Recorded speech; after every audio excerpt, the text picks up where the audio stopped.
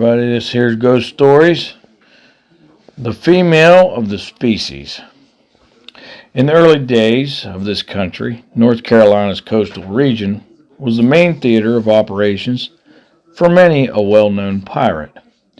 Some, like the famous Blackbeard, were admired and looked up to as heroes by the poorer settlers. Others were greatly feared because of their reputations for cruelty and sadism. But none of this motley brotherhood of the sea were quite so colorful as the two famous female pirates of the day, Anne Bonny and Mary Read. Each was in a sense a product of coastal Carolina in the early days of colonization. Anne Bonny was born in County Cork, Ireland, the illegitimate daughter of a wealthy lawyer and his wife's maid. Because of some trouble, possibly political in nature, Bonny and the maid took Anne and fled across the Atlantic to the New World, leaving his wife in Ireland. When they arrived, Bonny purchased an extensive estate on the beautiful broad waters of the Neuse River, just below New Bern in what is now Craven County, and he prospered from the start. He was industrious as well as highly intelligent, so he soon achieved considerable status as a lawyer, merchant, and farmer. Much of his business was in trading with the many ships that plied the Neuse River from the nearby Atlantic Sea lanes. He even seemed to have mended his political fortunes to the point where he became magistrate, and his beautiful home became one of the show places of the area in which he lived. When Anne's mother died, the girl naturally moved into her place as mistress of the household, directing the several servants who were apprenticed or bound to the place in exchange for having been given free passage to the new land of opportunity.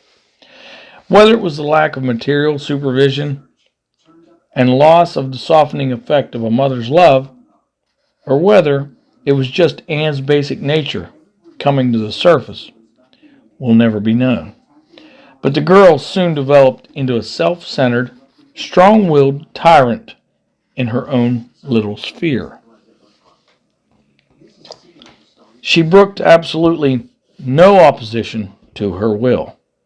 She lorded her authority over the woman servants in particular, and missed no opportunity to vent her spite on anyone she considered beneath her. According to contemporary accounts of the times, Anne Bonny, even as a girl, possessed a fierce and courageous temper, which she took little pains to conceal.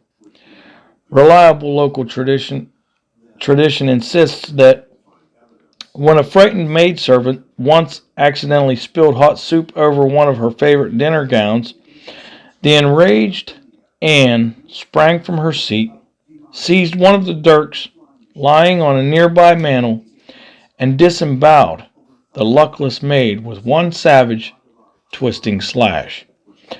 Squire Bonny was finally able to hush up the killing by the judicious use of a considerable amount of his wealth, but Anne's reputation spread about the countryside like wildfire. In spite of her reputation for cruelty, Anne had many suitors among the local gentry. Although she was known to be of a violent disposition, she was also the only child of a very wealthy father. It was presumed that she would someday inherit all of the family possessions. Besides, man has always toyed with the idea that he could somehow succeed in taming the shrew, even though others before him had failed. And what a shrew for the taming Anne was. Tall for a woman and almost manly in her movements, she was nevertheless wide-hipped and deep-bosomed, broad of shoulder and strong of thigh. a veritable Amazon.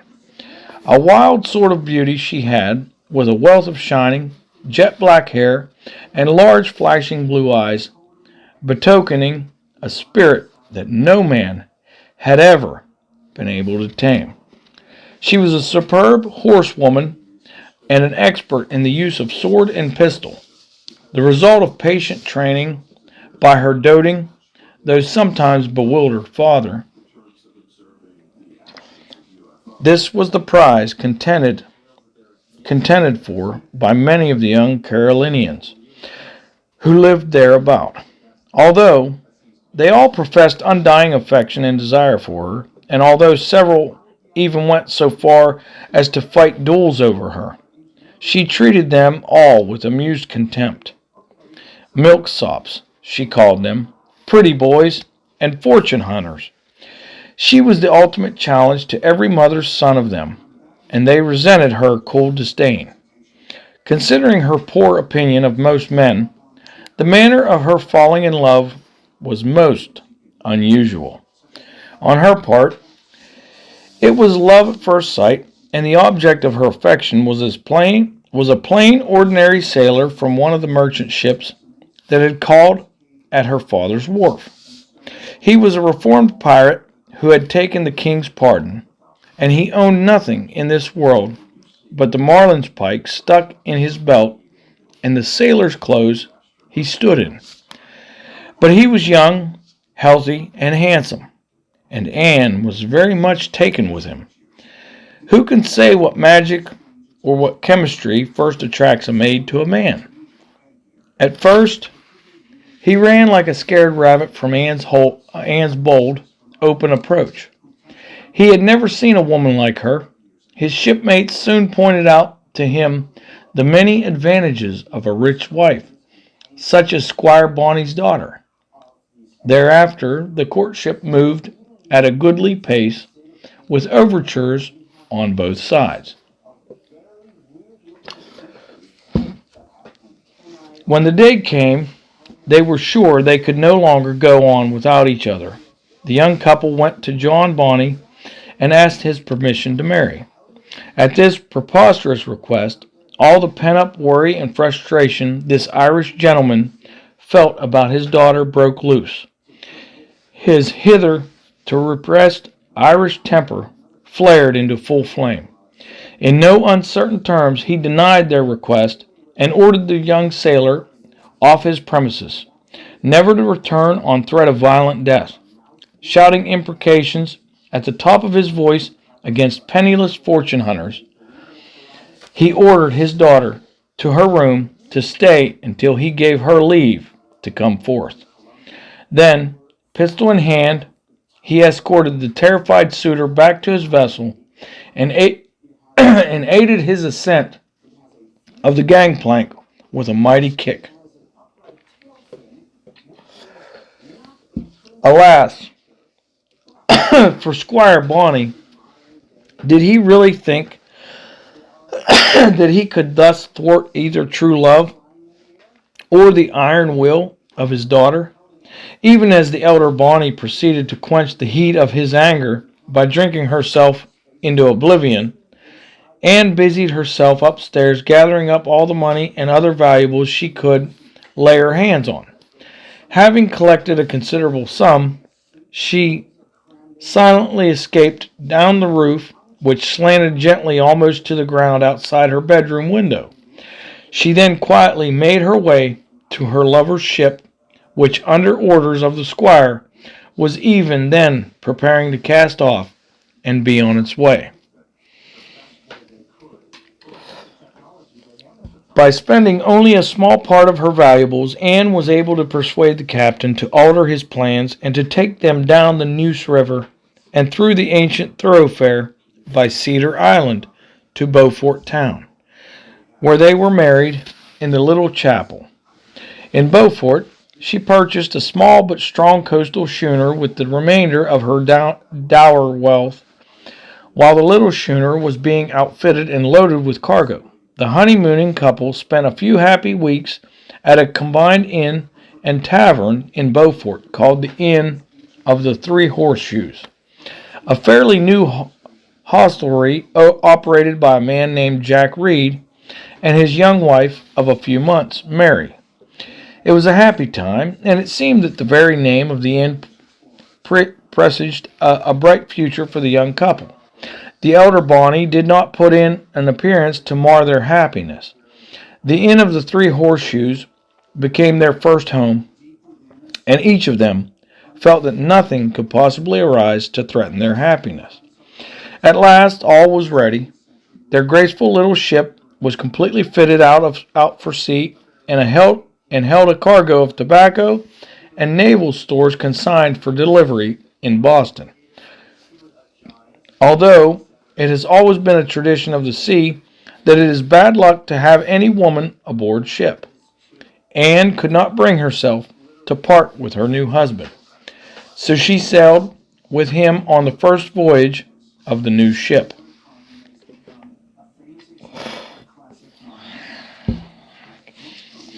On a bright, sparkling day, the little schooner took advantage of a tide just past its peak and sailed smartly out of Beaufort Harbor, around Shark Shoal, and out the inlet into the blue-green Atlantic.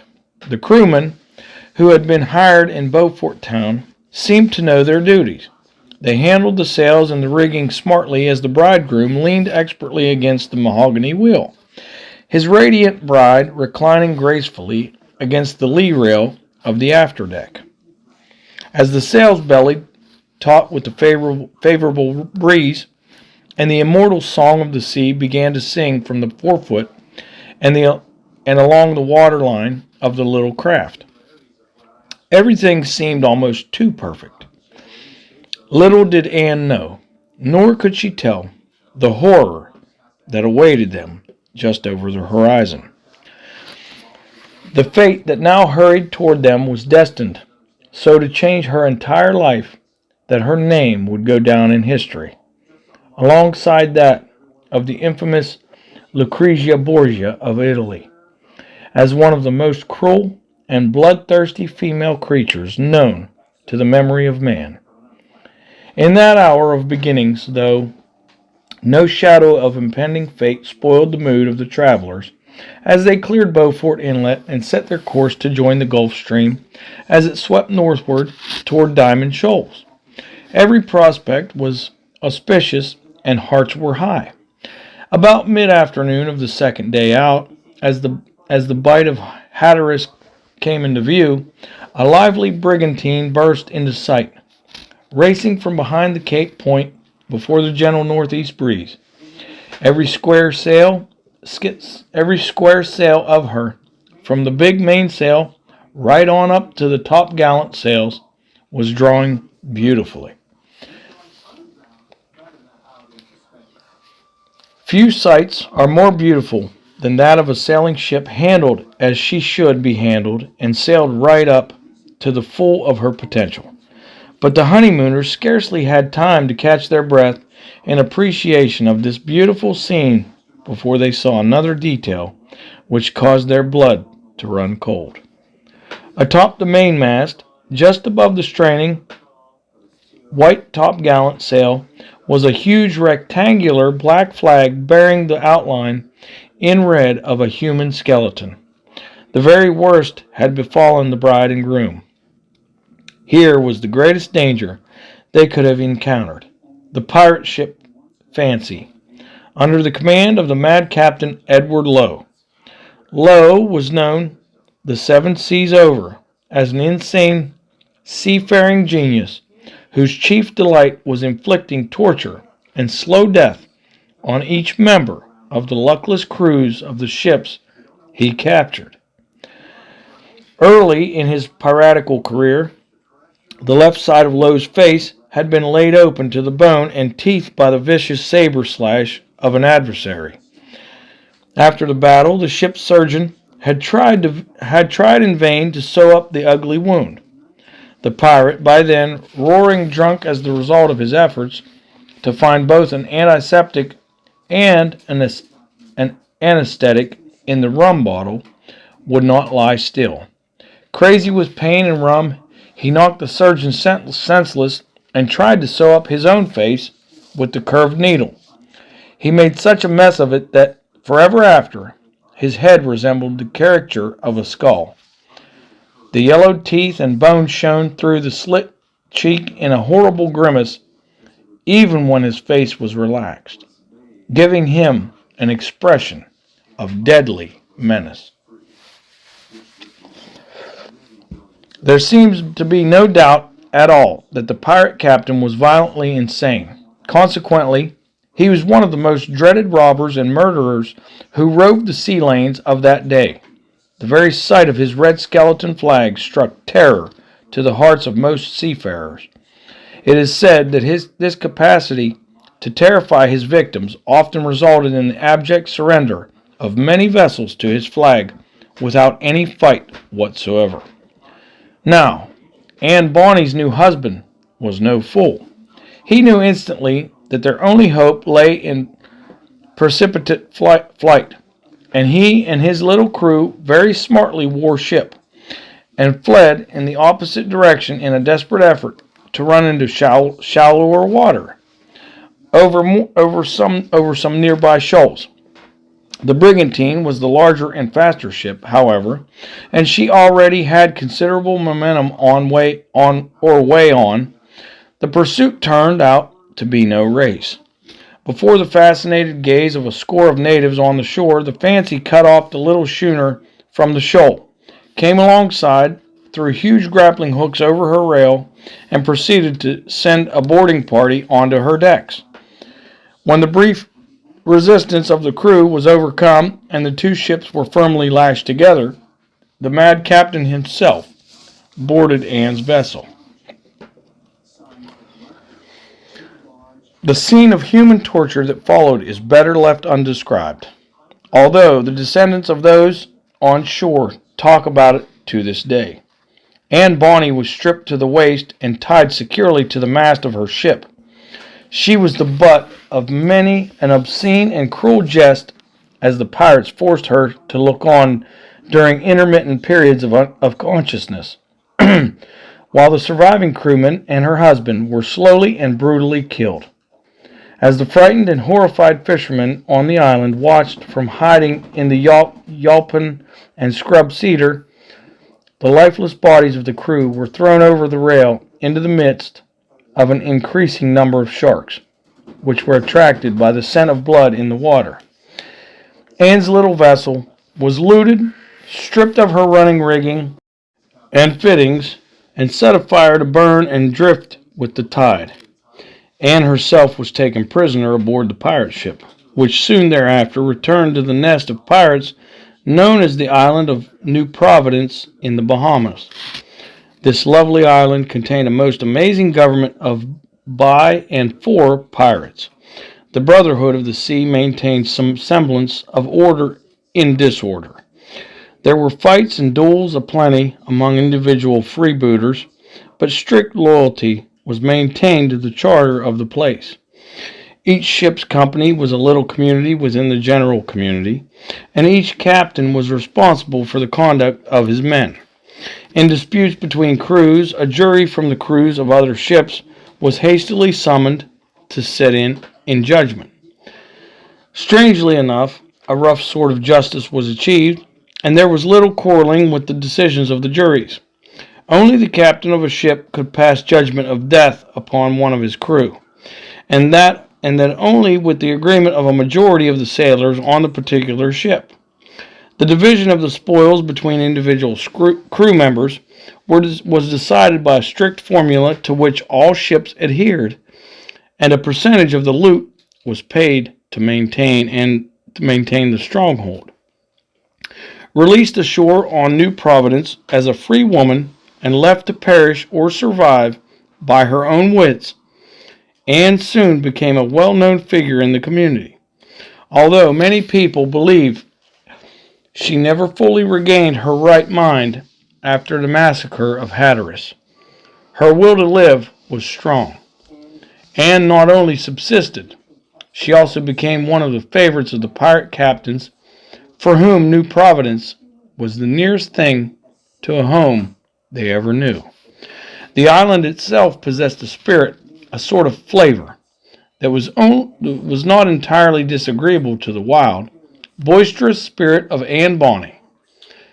Here she found men who could match her own cruelty. They were her equals in physical bravery, and they lived and died with a swagger and an elan that she found completely fascinating and often admirable.